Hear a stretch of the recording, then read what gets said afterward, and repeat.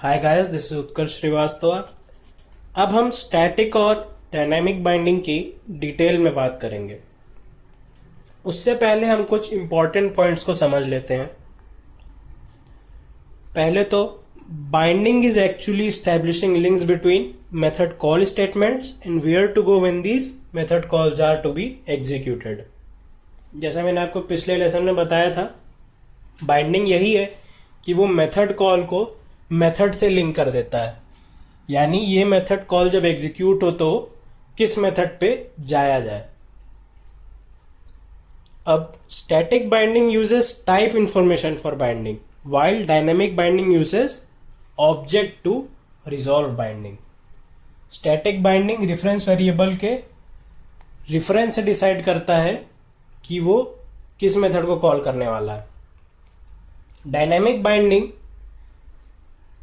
वो reference variable किस type के ऑब्जेक्ट को रिफर कर रहा है उससे डिसाइड करता है कि कौन से मेथड को कॉल करना है।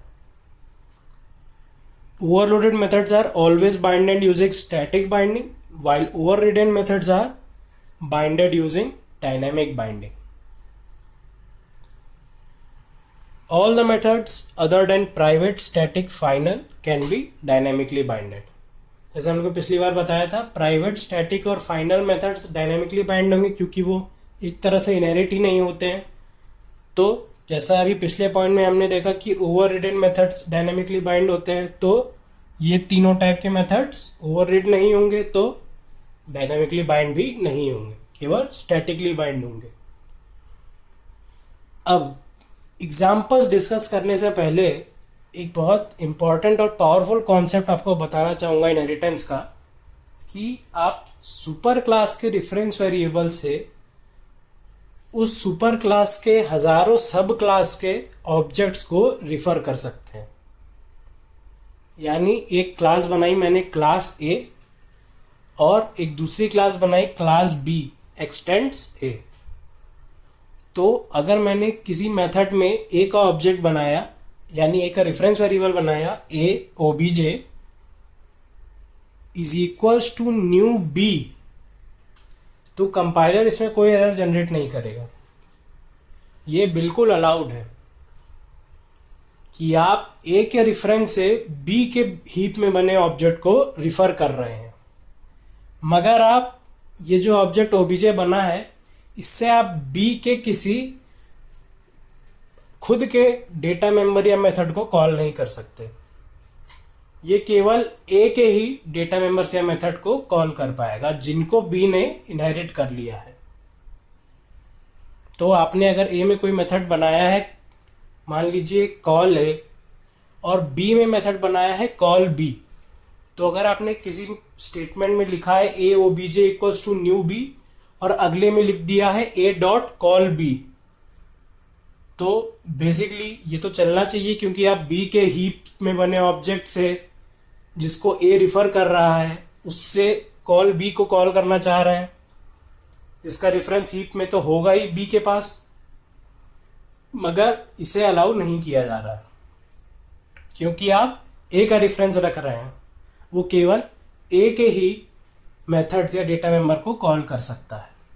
उससे इससे कोई मतलब नहीं है कि आप उससे रिफर किसको करवा रहे हैं, क्योंकि एक्चुअली तो रेफरेंस ही पास होता है मेथड्स को। जब आप दिस पॉइंटर से कुछ भी भेजते हैं, किसी मेथड को कॉल करते हैं, तो दिस में रेफरेंस ही जाता है, ना कि ये जाता है कि वो किसको रिफर कर रहा है, उसके पास क्या है। अब ये जो चीज है इससे फायदा क्या है? अगर आप चाहें कोई प्रिंट मेथड बनाए जिसमें आप बी टाइप का या सी टाइप का या जितनी भी सब क्लासेस हैं ए की, उनके अलग अलग आर्ग्यूमेंट्स भेजना चाह रहे हैं। एक प्रिंट में आप बी टाइप का एक ऑब्जेक्ट भेज रहे हैं बी ओबीजे, दूसरे प्रिंट में आप सी टाइप का ऑब्जेक्ट भेज रहे हैं सी ओबीजे एंड सो ऑन। ये सारा प्रिंट काम एक ही कर रहा है, मगर अगर जावा ये चीज अलाउ ना करता तो आपको प्रिंट की कितनी कॉपीज बनानी पड़ती, जितनी एक ही सब क्लासेस है। काम सारे प्रिंट एक ही कर रहे हैं, मगर आपको वो प्रिंट कितने सारे बनाने पड़ते, केवल वो एक काम करने के लिए, हर ऑब्जेक्ट के लिए सेपरेटली। अब इससे कोड कैसे रिड्यूस हो जाता है, आप ए का रेफरेंस बनाएंगे, ए ओबीजे, उसमें जो भी ऑब्जेक्ट से आपको वो प्रिंट मेथड कॉल करना है वो डाल देंगे। वो अलाउड है क्योंकि बी सी डी या जो भी क्लासेस है वो एक ही सब क्लासेस है। तो आप ए ओबीजे में बी डाल दें, जो भी ऑब्जेक्ट बना है बी का, ए ओबीजे इक्वल्स टू कोई और डाल दें जो सी का ऑब्जेक्ट बना है, एंड सो ऑन।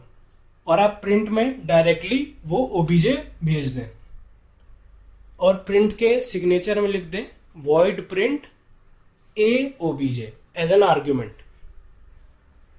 तो आप एक्चुअली में एक ही मेथड से बी सी डी या जितनी भी सब क्लासेस हैं एक ही, उन्हें एक ही मेथड को कॉल करने में इस्तेमाल कर सकते हैं। ये है इंपॉर्टेंस इसकी। और यही इसी की वजह से स्टैटिक और डायनेमिक बाइंडिंग की दो कॉन्सेप्ट आ गए हैं। स्टैटिक बाइंडिंग केवल उस रेफरेंस वेरिएबल के टाइप से बाइंड करता है, यानी A OBJ equals to new B अगर आप लिखेंगे तो वो ए से ही रिजॉल्व कर लेगा कि उसे ए वाले मेथड को कॉल करना है।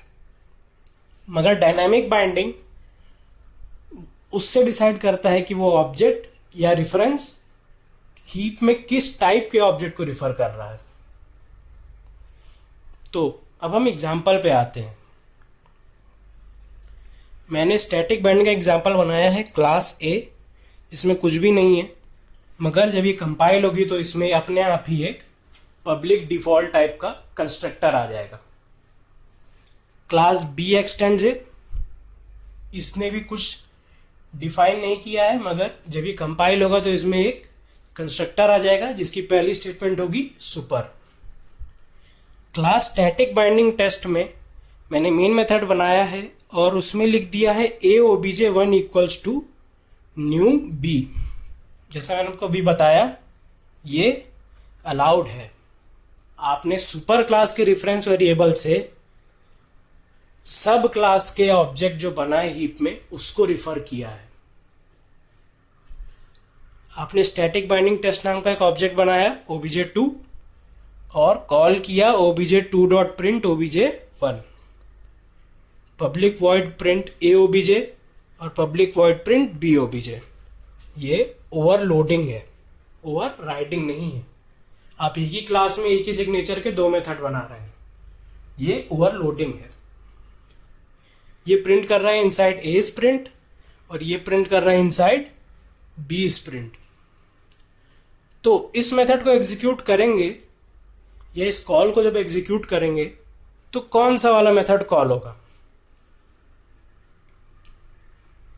जैसा मैंने आपको बताया था पिछली स्लाइड में कि overloaded methods are always statically binded.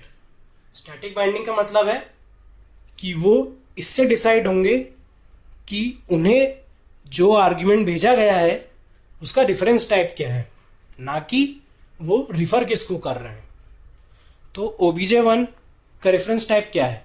ए, तो ये वाला मेथड कॉल होगा। ये statement at the time of compilation इससे बाइंड हो जाएगी, ना कि इससे। तो जब इस प्रोग्राम को आप एग्जीक्यूट करेंगे तो ये प्रिंट होगा, ना कि ये। तो ये है एग्जांपल स्टैटिक बाइंडिंग का। ये दोनों ओवरलोडेड मेथड्स हैं इसलिए। अब डायनामिक बाइंडिंग में क्या है? मैंने क्लास बनाई public class dynamic binding test, main method, दो क्लासेस और बनाई, क्लास व्हीकल और class car. Car class vehicle को एक्सटेंड कर रही है।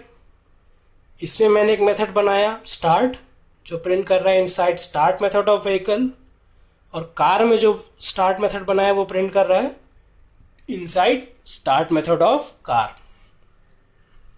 मेन मेथड पे आते हैं। व्हीकल के रेफरेंस टाइप का मैंने ऑब्जेक्ट बनाया व्हीकल, जो रिफर कर रहा है कार के ऑब्जेक्ट को। फिर मैंने कॉल किया व्हीकल डॉट स्टार्ट। इसका मतलब है अब इस केस में डायनेमिक बाइंडिंग होगी, क्योंकि स्टार्ट ओवर रिडन है, ना कि ओवर लोडेड है। तो इस केस में कौन सा वाला स्टार्ट कॉल होगा? कार की क्लास वाला स्टार्ट कॉल होगा, क्योंकि डायनेमिक बाइंडिंग रिजॉल्व होता है कि वो किस टाइप के ऑब्जेक्ट को रिफर कर रहा है, ना कि उसका रेफरेंस क्या है। रेफरेंस तो इसका व्हीकल टाइप का है, मगर वो रिफर कार को कर रहा है।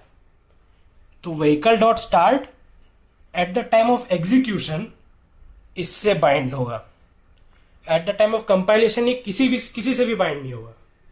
पिछले केस में स्टैटिक बाइंडिंग थी तो वो कंपाइल टाइम पे बाइंड हो रहा था। यहां पे स्टार्ट मेथड की ये वाली कॉल स्टेटमेंट किसी भी मेथड से बाइंड नहीं होगी at the time of compilation. At the time of run time जब ये स्टेटमेंट एग्जीक्यूट होगी, हीप में ऑब्जेक्ट बनेगा कार का, व्हीकल उसे रिफर करेगा। व्हीकल डॉट स्टार्ट से वो समझेगा कि वो स्टार्ट कार का कॉल करना है, क्योंकि ये रेफरेंस वेरिएबल कार के ऑब्जेक्ट को रिफर कर रहा है। तो इस तरह के कोड को एग्जीक्यूट होने में ज्यादा समय लेता है, क्योंकि बेसिकली समझने वाली बात यही है कि यहां पे कोई बाइंडिंग कंपाइलेशन टाइम पे हो नहीं रही है, तो मेथड्स को at the time of execution ढूंढना पड़ेगा। इसीलिए इसमें एग्जीक्यूशन टाइम ज्यादा होता है। तो ये है स्टैटिक और डायनेमिक बाइंडिंग में डिफरेंस।